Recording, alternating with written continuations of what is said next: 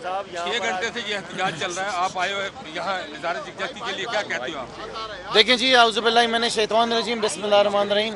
मैं सबसे पहले तो सख्त अल्फाज के अंदर मजम्मत करता हूँ पाकिस्तान पीपल्स पार्टी की सिंध हुकूमत की कि वो यहाँ पर पुलिस को भेज कर, यहाँ पर रेंजर्स को भेज कर, यहाँ पे जो मुजाहिरीन बैठे हुए हैं जो पुरअमन एहतजाज कर रहे हैं, यहाँ पे जो बिल्डर्स एसोसिएशन बैठी हुई है उनके ऊपर पथराव भी किया गया, उनके ऊपर शेलिंग भी की गई, उनको डंडे भी मारे गए, उनके ऊपर वाटर कैनन भी चलाया गया। ये वो बिल्डर्स हैं जो इनको पालते हैं, ये वो बिल्डर्स हैं जो बेचारे बिल्डिंग बनाते हैं तो एक एक मंजिल के ऊपर इनको लाखों करोड़ों रुपए रिश्वत देनी पड़ती है। आज सिंध हुकूमत ने वो काम किया है कि जिस थाली में खाते हैं उसी थाली के अंदर थूकते हैं। ये इनको शर्म आनी चाहिए, शर्म से डूब मरने का इनका मुकाम है। चीफ जस्टिस साहब भी इजाज़त देते हैं और पाकिस्तान का कानून भी इजाज़त देता है कि पाकिस्तान में हर शख्स के पास पुरअमन एहतजाज करने का उसके पास इख्तियार है। उनको डंडे मारना, उनको जख्मी करना किसी भी हाल में काबिल कबूल नहीं है। कुछ दिन पहले सिंध असेंबली के अंदर एक करारदाद लेकर आ गए और वो करारदाद जो थी वो नस्ला टावर की आड़ में हमसे वो उसको पास करवाना चाहते थे और उस करारदाद के अंदर एक लफ्ज भी नस्ला टावर का कहीं भी नहीं लिखा हुआ था। पूरी करारदाद में लिखा हुआ था कि जितनी 2 नंबर इनके काम हुए हैं पूरे सूबे सिंध में कंस्ट्रक्शन से रिलेटेड, उन सबको जो है ना इनको ग्रीन चिट दे दी जाए। हम कैसे गुनाहगार बन जाए उस काम के अंदर। हमने कहा आप केस टू केस लेकर आए, अब नस्ला का नाम लेकर आए, हम नस्ला को रेगुलराइज कराने के लिए हम सबसे पहले आगे खड़े होंगे। लेकिन अपने 2 नंबर कानून, 2 नंबर करतूत सारे सालों से जो आपने किए हुए उसको पास करवाने के लिए हम इस्तेमाल करेंगे, हम नहीं होंगे। केस टू केस सजा जो है स्टडी की जाए। कितने सारे प्लॉट हैं जिन पे इन्होंने कब्जे कराए हुए, कितने सारे प्लॉट हैं जो 10-10 दफ़ा 12-12 दफ़ा जो है ट्रांसफ़र हुए हैं, उसकी करारदादें लेकर आ रहे हैं। लेकिन नस्ला टावर की करारदाद वो असेंबली में नहीं लेकर आए। मैं वंस अगेन पाकिस्तान तहरीक इंसाफ की तरफ से सख्त अल्फाज में मजम्मत करता हूँ। मैं वज़ीर आज़म साहब से भी गुजारिश करता हूँ कि वज़ीर आज़म साहब, सूबे सिंध के अंदर इस वक्त जो हालात चल रहे हैं, सूबे सिंध के अंदर जो इस वक्त लूट मार चल रही है, सूबे सिंध के अंदर जो इस वक्त पीपल्स पार्टी की गुंडागर्दी चल रही है, वो अब सिंध के लोगों को बर्दाश्त नहीं हो रही है। मैं तो ज़ाती तौर पे इस बात पर जो है ना यकीन रखता हूँ कि सूबे में अभी कम से कम 6 महीने का गवर्नर रूल लग जाना चाहिए और कोई रास्ता नहीं है इस पीपल्स पार्टी को सीधा करने का। आप मुझे बताएं, वो लोग जो टैक्सेस पे करते हैं वो सामने जख्मी बैठे हुए, उनको डंडे मारे, उनके सर फाड़ दिए। जो कराची आज पूरे पाकिस्तान को चला रहा है, वो बिल्डर जो टैक्स पे कर रहे हैं उनको मारा जा रहा है। ये मैं समझता हूँ कि पूरी साजिश है ये वज़ीर आज़म के ख़िलाफ़ कि वज़ीर आज़म इमरान खान एक तरफ कंस्ट्रक्शन इंडस्ट्री को आगे बढ़ाना चाहते हैं, रोज़गार देना चाहते हैं, और दूसरी तरफ सिंध हुकूमत जो है वज़ीर आज़म की इस पॉलिसी के ख़िलाफ़ है। पीपल्स पार्टी चाहती है कि जो बिल्डर्स का काम है, जो कंस्ट्रक्शन का काम है, वो सूबे सिंध के अंदर, कराची के अंदर ख़त्म हो जाए, बेरोज़गारी यहाँ पे बढ़ जाए, ताकि और ज़्यादा किसी न किसी तरीके से वज़ीर आज़म के ऊपर इनको तनकीद करने के बहाने मिले। और इसके अलावा कोई बात नहीं है। मैं ये कहता हूँ आज यहाँ पर खड़े होके कि बिलावल हाउस के इर्द गिर्द जितने भी घर हैं, 200 से 250 घर हैं जो आसिफ अली जरदारी के हैं, वो 200-250 घरों में से दे दे 50-60 घर नस्ला टावर के रेजिडेंट्स को। इनको क्या फ़र्क पड़ता है? खरबोपति हैं ये।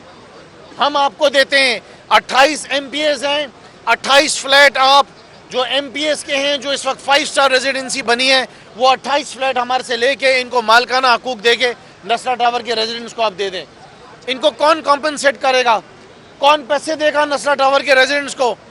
खून पसीने की इनकी मेहनत, लोगों ने उधार लेके अपने घर बनाए, लोगों ने कर्ज लेके अपने घर बनाए, अपने जेवर बेच के कर्ज जो है चीफ जस्टिस साहब ये इन्होंने घर बनाए। हमें नहीं समझ में आ रहा चीफ जस्टिस साहब कि आपको ये बात क्यों नहीं समझ में आ रही है कि ये इनका कसूर नहीं है। आपको मस्मार करना है, आप करें मस्मार डीजी को, उस वक्त का जो डीजी था सिंध बिल्डिंग कंट्रोल अथॉरिटी का, जितने डायरेक्टर्स हैं उनको मस्मार करें, उस वक्त का जो मिनिस्टर था उसको मस्मार करें। ऐसी मिसाल कायम करें चीफ जस्टिस साहब कि किसी के अंदर जुर्रत ना हो उस कागज़ के ऊपर साइन करने की, अगर वो प्लॉट इलीगल है तो। बिल्डर को क्या पता कि वो प्लॉट लीगल है या इलीगल है? बिल्डर को जब सिंध बिल्डिंग कंट्रोल अथॉरिटी ने फीस ले ली, उसको एनओसी दे दी, तो बिल्डर ने तो वो अपार्टमेंट बनाना है। अब कराची के रिहायशी वो कौन से दरवाजे पे जाएं चीफ जस्टिस साहब, जहां पे उनको ये मालूम चल जाए कि अगर वो किसी बिल्डिंग में अपार्टमेंट लेना चाहते हैं तो वो लीगल है या इलीगल है। इसी तरीके से कराची के लोग रुस्वा होते रहेंगे।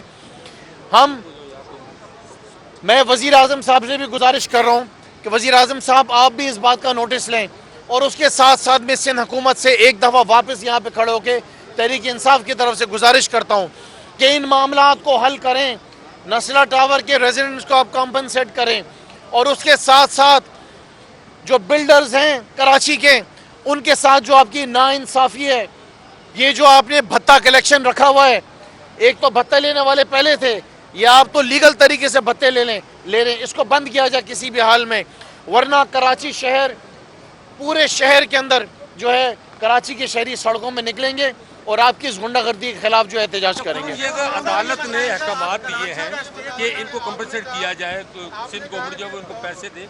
सिंध गवर्नमेंट की जानब से ना तो कोई नुमाइंदा आ रहा है, ना इनको पैसे दिए जा रहे हैं, ये बेचारे बैठे हुए एहतजाज पे। देखें, सिंध हुकूमत के नुमाइंदे यहाँ पर क्यों नहीं आ रहे हैं?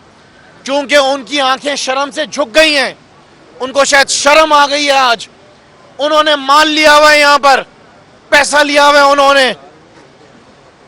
तो इस वजह से मैं कह रहा हूं कि अगर बिल्डर के पास यहाँ पर एनओसी थी तो उसका बिल्डर से ताल्लुक नहीं, इसका जिम्मेदार सूबाई हुकूमत है।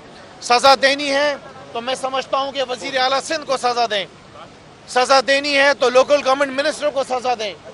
ये बता देगा अहकाम जारी साहब ये बताएगा सूबाई हुकूमत की जानिब से अहकाम जारी कर दिए गए कराची पुलिस को खिलाफ कानूनी कार्रवाई की जाए, मुजाहिरीन के खिलाफ कानूनी कार्रवाई की जाए, ये सूबाई हुकूमत की जानिब से अहकाम। देखिए, कानूनी कार्रवाई कितनों के खिलाफ करेंगे मुझे बताएं?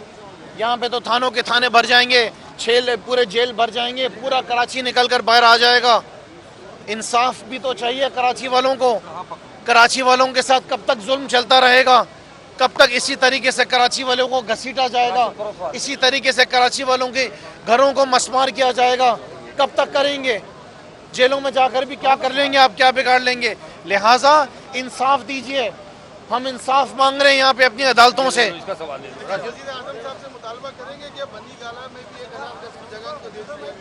मैंने आपको बड़े साफ अल्फाज में बता दिया कि पाकिस्तान तहरीक इंसाफ अपने 28 अपार्टमेंट जो कि इस वक्त नस्ला टावर से भी बेहतर है, वो हुकूमत सिंध के हैं, इस ज़मीन के हैं, वो यहाँ के पाकिस्तान के।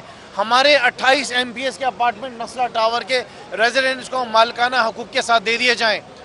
क्या इनके मिनिस्टर में इतनी हिम्मत है कि वो आए और बोले कि बिलावल हाउस के इर्द गिर्द जितने भी घर हैं वो दे दिए जाएं? हम देखें, यहाँ पे मजाक करने नहीं खड़े में, हम यहाँ पर आए मसाइल हल करने के लिए कराची के शहरियों के। अच्छा, साहब आपने कहा मसाइल की बात की, अब आप अपने आप को कराची का स्टेक होल्डर होने का दावा करते हैं, ठीक है? अब कराची वाले इतने डर गए ना, प्लॉट खरीदने, बिल्डर ने भी काम छोड़ दिया है करना, तो वे आउट क्या निकालेंगे या सिर्फ आएंगे गुफ्तगू करके देखिए, जाएंगे? वे आउट क्या करेंगे? मैं आपको, हुकूमत भी आपकी है, आप बड़े सीनियर सहाफ़ी हैं, आपने अब जिस नज़र से इस सूबे के अंदर आपने हालात देखे हैं, आप तमाम सहाफ़ियों ने कि शायद उस नज़र से मैंने भी नहीं देखे। इस सूबे का अगर कोई हल है तो वो सिर्फ एक हल है कि जब तक पाकिस्तान पीपल्स पार्टी इस सूबे में इक़्तिदार में रहेगी, आप इसी तरीके से इस सूबे में जो है जुल्म होते हुए देखेंगे।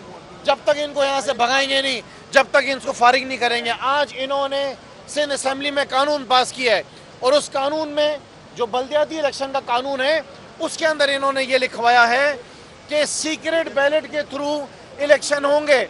इसका मतलब है कि पीपल्स पार्टी अवाम का लूटा हुआ माल इस्तेमाल करेगी और काउंसलर्स को, चेयरमैन को, वाइस चेयरमैन को खरीदेगी।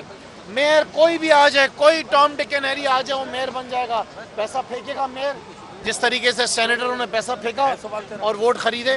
ये तर्ज हुक्मरानी है पाकिस्तान पीपल्स पार्टी की। ये कराची के दुश्मन हैं, ये कराची के साथ दुश्मनी अपनी जारी रखेंगे जब तक इनका कराची से क्या पूरे सूबे सिंध से खात्मा नहीं होगा। इनका सलूक यही रहेगा सूबे सिंध के लोगों के साथ।